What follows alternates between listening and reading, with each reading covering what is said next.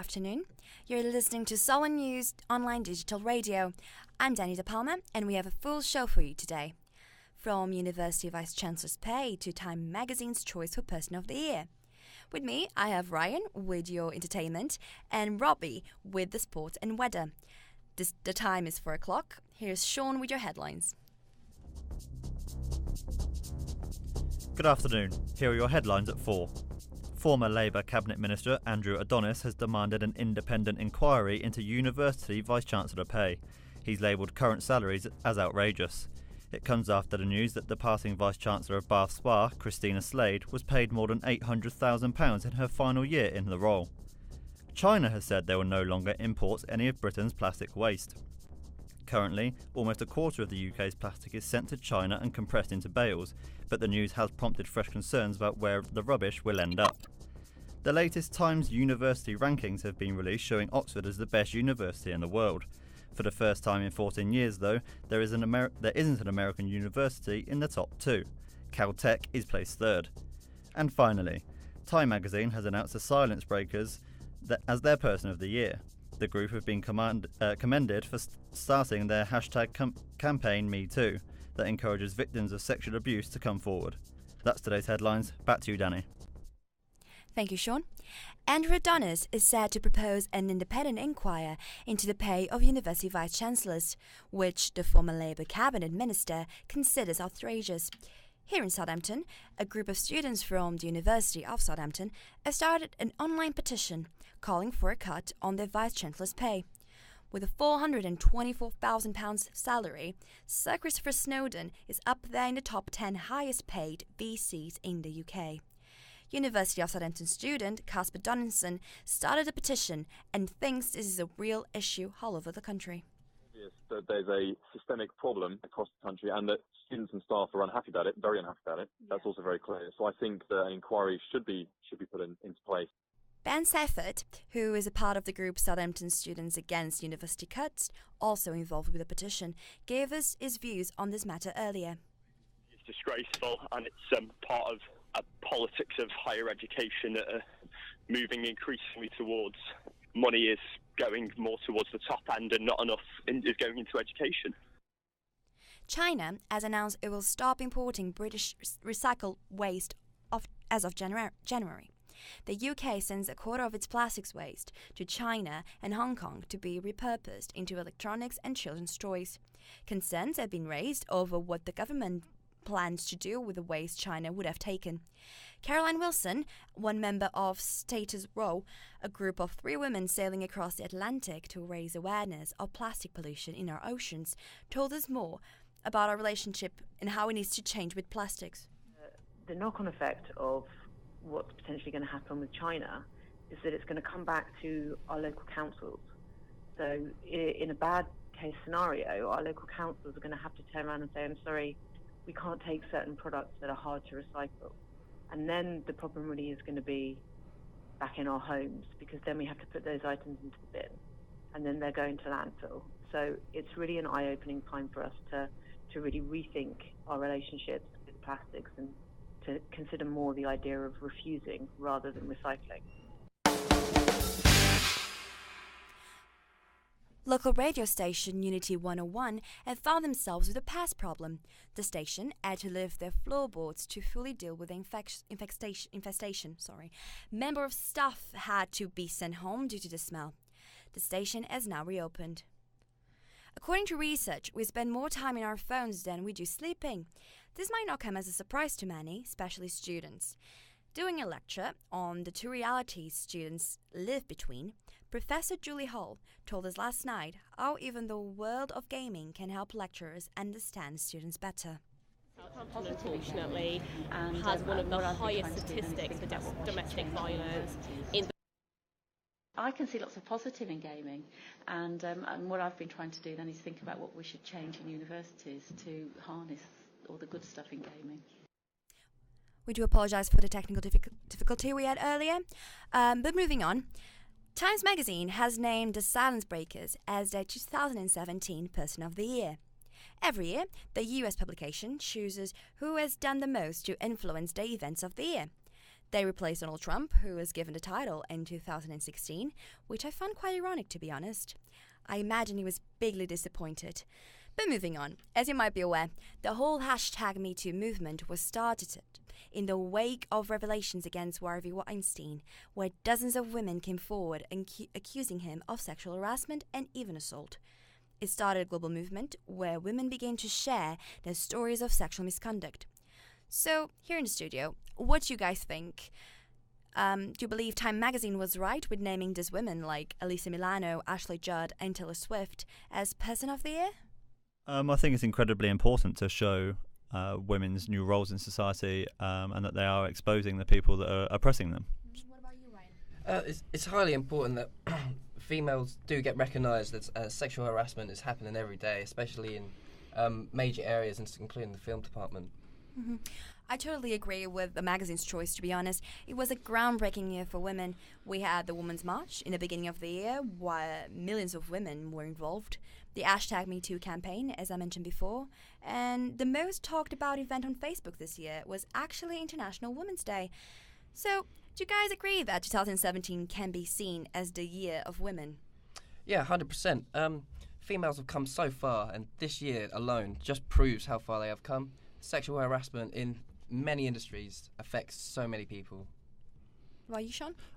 It would be wrong of me, wouldn't it, to take this away from women? But why not give it to Donald Trump 2 years in a row, or even Kim Jong-un? They both hold the keys to nuclear weapons and could all plunge us into the deep, dark abyss of World War III. So is that more important than women telling of their sexual abuse? Who am I to tell? Okay. Well, but still following the same lines of our previous theme, we are approaching the end of this year's 16 Days of Activism campaign. Every year, starting on the 25th of November, the International Day for the Elimination of Violence Against Women, this campaign aimed to raise awareness for this issue that still affects 1 in 4 women in the UK. Last Monday, Southampton joined the cause with its own event where residents came together wearing white ribbons which support the calls for the end of gender-based violence. I was there and talked with Councillor Satvir Kaur on what Southampton is doing to tackle the problem. Southampton, unfortunately, has one of the highest statistics for domestic violence in the country, and that's something that we really need to tackle. And what we've done as a city is work with lots of agencies and the voluntary sector and local communities to not only raise awareness but try and put initiatives in place. And now over to Ryan Davidson with your entertainment news. Thank you, Danny. An adult pantomime returns to stage door for its 4th year. Following up their successes of Jack and His Beanstalk, Beauty and her Beast and Aladdin, they welcome their newest edition, Sleeping with Beauty. We talked to one of the managers about the production. Sleeping Beauty, but obviously with an adult twist. It's our 4th year of adult panto at the stage door. It's very much a traditional panto, but with a lot of adult humour and language. Delicious Sounds are hosting 2 charity concerts to raise money for homeless people in Southampton. The first event is hosted at God's House Tower, which is sold out, but many places are still available for their charity performance at Southampton City Art Gallery. We talked to one of the singers about their group. The choir is an a cappella harmony choir, so there's no instruments. All the sounds are just made by voices. And for me, singing in harmony just sounds delicious. Sarah Siddon's fan club, theatre company, presents the horrible history of God's History Town, the true story of 800 years of history. Their performances will be the last before the tower closes for a 300 million makeover. Michael from the theatre company describes what the performance is about. Next week's performance is trying to bring to life the history of God's House Tower, one of the oldest buildings in Southampton, and what building has had many uses over the last hundreds of years, from the town mill to a prison and everything in between. Spotify has released its most streamed list of 2017. No surprise who's the most streamed male artist. It just so happens to be Ed Sheeran, our favourite ginger around, who's topped the list with over 6 billion streams worldwide. But the biggest shock of the year must be the most listened female artist. So, guys, who do you think the most listened female is? I would have to say Taylor Swift, possibly. Well, I can give you a little clue here. I can tell you that she hasn't released an album this year. Rihanna, maybe? Literally anybody. I haven't got a clue. Well, you got a good lucky guess in there. Did I? It was Rihanna. Oh, really? Yep, wow. She hasn't released an album this year, but but she has had many tracks with many popular artists. Mm-hmm.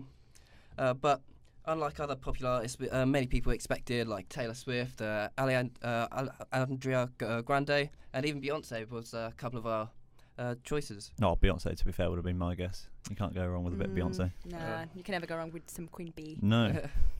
Well, on to the final story for entertainment. This year, Santa is visiting Southampton's IKEA until the 21st of December, so head on down and get your photo taken with the man himself. Until the 17th, kids even have the chance to write letters of their very own to Santa and can post it in their magical box. That's the entertainment. Over to Robert for the sports and weather. Thanks, Ryan. According to some new research coming out of the University of Waterloo, young women are able to process oxygen faster than young men, which basically correlates to them being better at aerobic sports. This is all to do with their muscles that appear to absorb oxygen faster from the blood, which helps ease the strain on the body's cells. But some seem to be doubting this research and the validity of it, as this was only conducted on 9 men and 9 women, which were all in their mid-20s. So some of this comes out that it's not actually a representative of the whole of the population of the world, obviously, of the young people. Saints fans beware, as the train lines will be under maintenance this weekend, so any supporters travelling in for the Arsenal game on Sunday, you have been warned. You'll be on a bus instead of a comfy train. The football club have recommended people to car share. On to the weather. Storm Caroline has hit Scotland pretty bad, and there was even a cloudy and wet start today in Southampton, although that's cleared up a bit now. But brisk winds will continue into the night, so it's going to continue to be a chilly December evening as well. No sign of any snow, but still, be sure to wrap up warm and cosy. It should brighten up tomorrow, but temperatures won't get any higher than 4 degrees Celsius. That's all from me. Back to you, Danny. Thank you, Robbie. And now let's take a look on our tweets. But before that, guys, going back to the Time Magazine Person of the Year, who do you think that would have been another choice for it? So Kim Jong-un for me has to be up there, him and Donald Trump. I mean, giving it to Donald Trump 2 years in a row is probably not the best idea to give him an ego boost. Yeah. Like I said, those guys could plunge us all into World War III. Although I'm not going to argue with Time's choice. To personally, for the silence breakers. They've done so much for women. Personally, I completely agree with Times Magazine. They've hit it right on the nail, I believe. Females, as I've said earlier, are definitely showing their strength in more and more. But you, Robbie? Personally, I would have actually given it to Big Shaq. I mean, Man's Not Hot was all over the internet, and it's a bit of a phenomenon now. So I would have given it to him. He's a big player on the internet. He's coming to Southampton tomorrow. Are you going to see him? I didn't know he was. I will try and see him now. You're not a true fan. Great front page. Big Shaq, Kim Jong-un, and Donald Trump. I would love to see a photo shoot of the 3 of them together. That'd be fantastic. On the cover of Time. Personally, I agree with this year's choice. Actually, can't really think of a better option. And looking at our tweets, most of you agree with me. Helen said, I think the silent breakers were the right choice, as it added knock-on effect in everyone's lives, not just in Hollywood. It's created so much awareness on the subject and woken people up to a real problem in our society that's actually been there for decades. Maddie also said, I think the silent breakers were the right choice. And then we have Isabel saying Colin Kaepernick, for sure, forced the Black Lives Matter movement to be seen as a problem in sport and wider community. And that's all from us today. We don't have time for more. Thank you for joining us. You can follow our stories on our website, solentjournalism.co.uk. We shall join you again in the new year. Goodbye.